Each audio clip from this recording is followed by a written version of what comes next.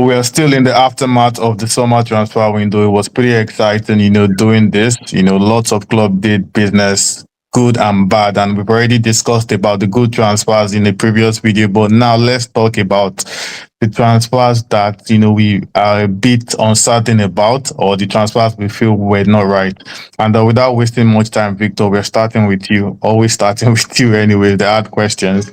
List your worst three buys of the summer window using any factor or any reason that comes to your mind.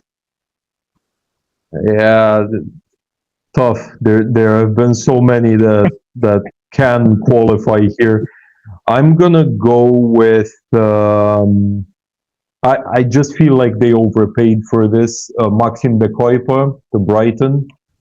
It Mm, feels like not a great one.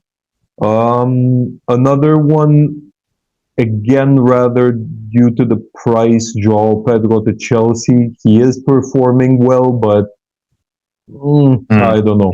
The price doesn't sit well with me, and definitely one that I pick here is Garnacho to Chelsea. Garnacho to Chelsea. Yeah, I think I think I can actually agree with that one. To be fair, based on any reason at all, I can agree with Garnacho. But yeah, Max, if you were to answer the same question, which three names would you go with? I'll start with Voltemade because it's a huge overprice for sure, and I feel like he's not gonna be even a starter after Wisa coming in. Then I'll go with Sheshko. Unfortunately, now he shows pretty much nothing, and he went like a huge overpay as well, as usual for the RB Leipzig.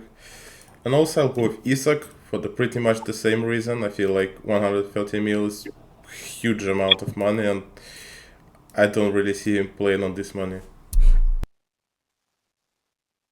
Very interesting with Isak.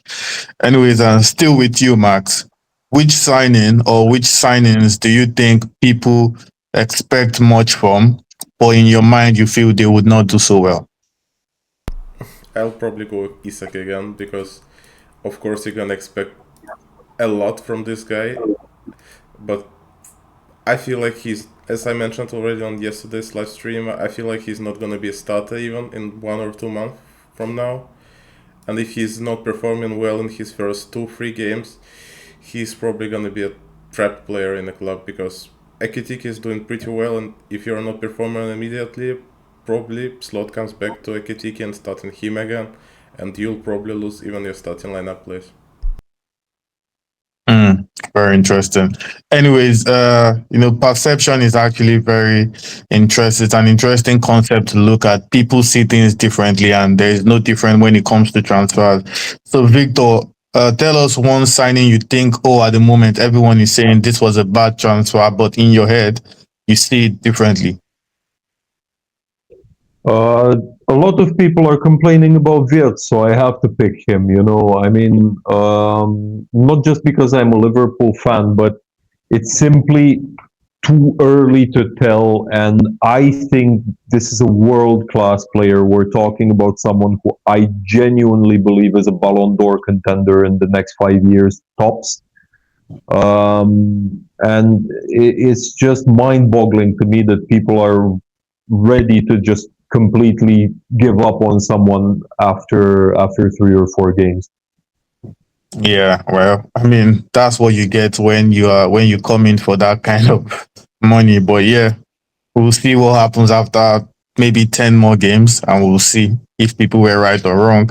And moving on to the part that we all can't seem to forget about. After every transfer window, one of the best talking points or the biggest talking point is the most overpriced transfers of the summer.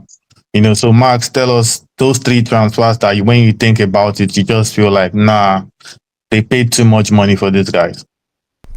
Yeah, I mean, I pretty much answered this question already, but I wanna also add here, not the player went in, but the player went out. It's Jackson to Bayern.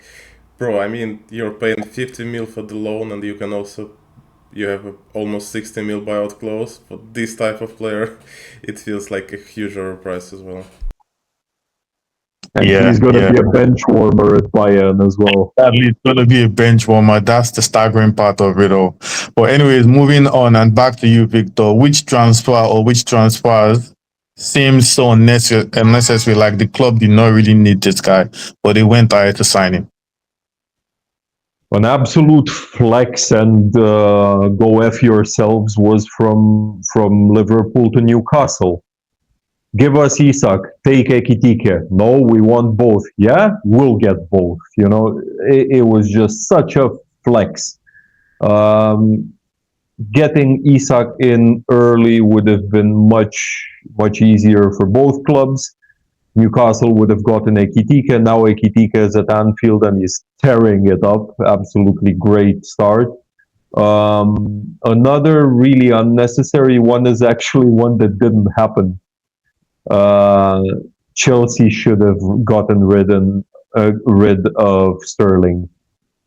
Did you guys know he's their highest paid player, £300,000 a week? I mean, Yeah. what's the reasoning there? What just send him on loan to wherever. Just be rid of him. It makes zero sense.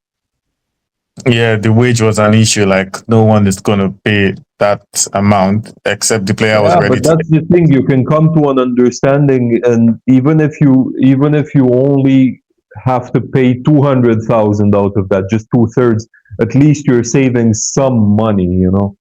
Yeah, yeah, yeah. Fair point. Max, so to answer the same question, which transfers seem so unnecessary for you? I mean, there's actually two. First one is, I mean, it's rather Isak or Iketike, because this is pretty much the same profile players, and you paid a lot for both of them. And if you were going to sign Isak anyways, why would you go with Ekitike? But currently, with him performing pretty well, why would you sign Isak then? It makes pretty much zero sense for me. And also, I feel like signing Sheshko for 80 mil is pretty much unnecessary transfer when you can sign Mateta, Wisa, and anybody else who already performed in Prem pretty much great, and they would cost you less money. So this is also makes no sense. Yeah, fair enough. I mean, if Newcastle ended up signing Wista for 55 and we think it was overpriced, if United had tried earlier in the window, maybe for 40 or something, they could have 45 maybe. gotten 40 or 45 baby. But yeah, we will never know. And just on a final note, Victor, who are the biggest losers of the transfer window in your opinion from a player and club side? I feel like Leeds and Burnley could have done more. They did strengthen a little bit, but I don't think it's enough for them to comfortably stay up. One of them might, but I'm having doubts about both of them really. And in terms of players, I'll say this until I'm blue in the face. It's Garnacho. He's not going to get the minutes he thinks he's getting at Chelsea. Ganacho must not watch our videos, but yeah. Anyways, Max, answer the same question, please. The biggest losers of the transfer window. I was going to name actually Brentford and Crystal Palace because both of them lost huge amount of key players and they signed pretty much no replacement, maybe one or two, but you lost pretty much more. And as a player, I'll probably go with Gehi because the man already went medical for the Liverpool. He was pretty much sure he's joining Liverpool, but at the end of the day, you stay in the Crystal Palace for one more year. You're probably a bit disappointed at least.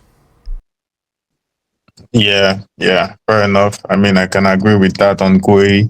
But anyways, maybe the club just decided it was more economical to keep Glasner as well, rather than let Glasner go. So Yeah. We'll never know the reason why, but eventually, sooner or later, we'll get to know more about what happened with the Quay transfer. But for now, those are our thoughts on the transfer window. It's been pretty exciting, also tedious, but also exciting covering the transfer window so far. But now the transfer window is done and dusted, and we can focus on the football proper. And also, just like we did in our other video, to be nice for our viewers to join us in the conversation below. Who do you think are the biggest losers of the transfer window? Your worst three buys of the summer, and that one signing you think, despite what everybody is saying, is going to excel. We'll come back in May and see if Victor was right with Garnacho or not.